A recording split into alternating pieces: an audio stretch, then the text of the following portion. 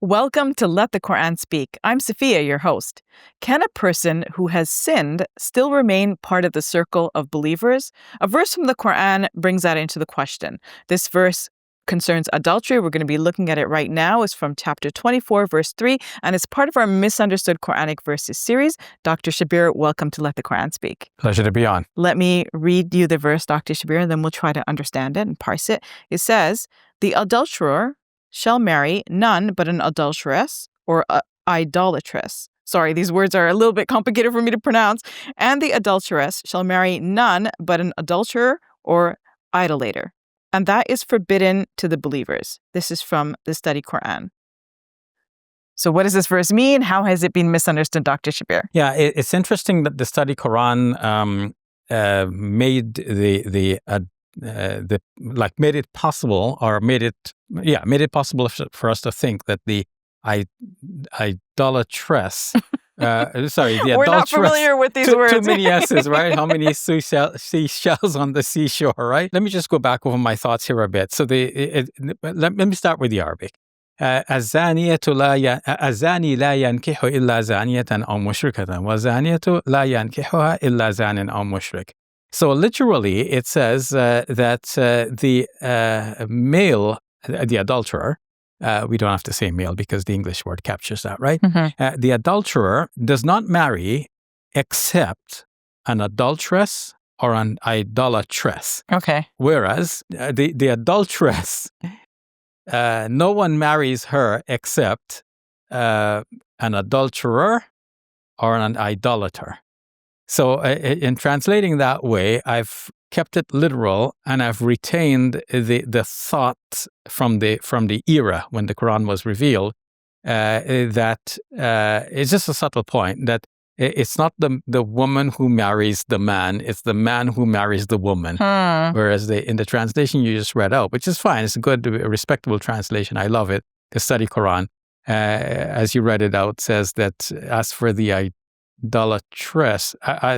adulteress, she does not marry except an adulterer or an idolater, right? As if she's the active agent. Anyway, it's a subtle point, and it's just a reminder that when we think of the Quran and we try to understand the Quran and apply it in our modern context, we should always bear in mind that the context was very different when the Quran was revealed. The dynamics between men and women, the way in which society was organized, the hierarchy, patriarchy, and so on. All of these are issues that we should keep in mind.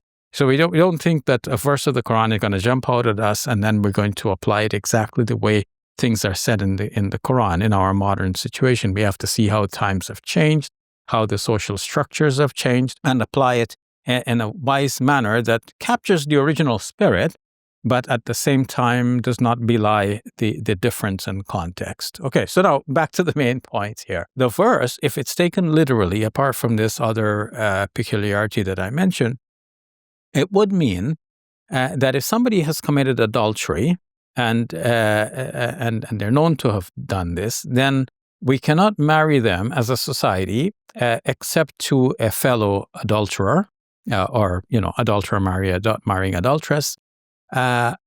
Or we marry them off to a polytheist. Someone who's not a Muslim. Yeah, someone who's not a Muslim, right? Because polytheism is definitely clearly outside of the Islamic ambit, right? In Islam, we worship only one God. Polytheism, many gods. This is definitely like in black and white. Yeah, it's not even, right? Jews or Christians. Yeah, it's absolute contrast here. So now, the Muslim commentators had to deal with this. If we apply this literally, what would it mean? If we marry off an adulterer to an adulteress, it would mean that two persons are of similar ilk, and what are they going to do with each other, right? They're going to commit more sins together, maybe in a more grand scale. So we're pairing together two persons who cannot do any good for each other, right? And in fact, this would align with what is said later in the same chapter, at-tayyibatu lit-tayyibina wa-tayyibuna lit-tayyibat, Good men are for good women, and good women are for good men, right? I mean, it does seem natural that it seems natural. if someone's trying to get married, they'll try to get married to someone similar to themselves in terms of like morality and things like this, right? Yeah. So left to individuals and left to our own choices over time, we're going to see the situation and naturally make our own choices. But to prescribe it as a rule, this is where it becomes problematic, because even though it makes sense for people to marry of their own ilk, the people may marry for a wide variety of reasons. So a well-seasoned Muslim may want to marry a new Muslim, thinking that I can help this new Muslim to navigate the difficult shores of this new religion, and I can teach the new Muslim, right? So that could be an act of charity in over and beyond, like sacrifice. I would have liked somebody with my own, somebody who was as pious, religious as I am. I'm not thinking that way, that I'm pious or religious, but somebody may be thinking that, right? It's better for me to marry somebody who is going to be of the same religious standing as I am, or level of commitment and so on. But to marry the new Muslim, maybe that's a sacrifice I want to make in order to help the new Muslim. Somebody may be thinking, okay, that person is, has had a sinful past, but I can work with that person and, bring that person up to a good level of Islamic standing and practice and commitment and so on. So you can make that kind of sacrifice as an individual decision. But if it comes across as a community rule, this is like in black and white, there it is in the Quran, literally, you cannot marry off an adulterous person. So why do you think the Quran had that prescription in there? Well, probably it meant that if the person continues to be in their adulterous ways. If the person is reformed, obviously nobody's going to marry a person who continues to be adulterous, right? But if they show signs of reform, yes, they want to be a good person, they want to reform, then they could be married, right? So the problem only comes if we take it literally. There's no problem in the verse itself. But if we take it literally... And also, I mentioned prescribe, but maybe the verse is not prescribing, maybe it's describing. I don't really know if that's another consideration. Yes, in a way, the language is such that it is describing. It does not say do not marry. It says this one does not marry except that. So it's describing what normally happens.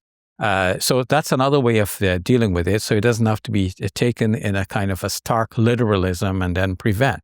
And then we were talking about the possibility of an adulterous person marrying a chaste person. But what about the rest of the verse, which says, except a fellow adulterer or adulteress, as the case may be, or a polytheist? Well, then, if we're going to send off the adulterous person to marry a polytheist, then this raises all of the horrible situations of a Muslim being married off to somebody who is going to mislead them and take them away from the religion altogether. So in Islamic thought, it is better to have the right faith, even if you don't have the right practice, and the practice can come later. But the faith is more important, because we believe that in the final analysis of things, when people are judged, the most important thing will be, first of all, the faith. You have the right faith here. Mm-hmm. And so we may as well have the person in the right faith, even if they are committing sins. And then hopefully they can reform later. So if we're going to marry the person off to the polytheist, then that person could be taken out of the religion altogether by following their polytheistic spouse and worshiping along with them. So ultimately, we cannot take the verse in a stark literalism. We can understand the verse as being descriptive, as you suggested. And thank you for that suggestion. I wasn't thinking of it when I started out. We can also take it that it means that if the polytheist, if the adultering person, if the adulteress, I'm trying to avoid the male-female, someone who commits adultery. If someone commits adultery but they show signs of reform, then they could be married off to somebody who is chaste, with the hope that this chaste person will lead them to a better and more righteous life. And of course, we should marry them off to believers so that they are reformed. And we can take the verse also as a kind of a warning, like, behold, if you commit adultery, no chaste person is going to marry you. You're going to be resigned to a life of, debauchery. you want to do better than this, and you are capable of better than this.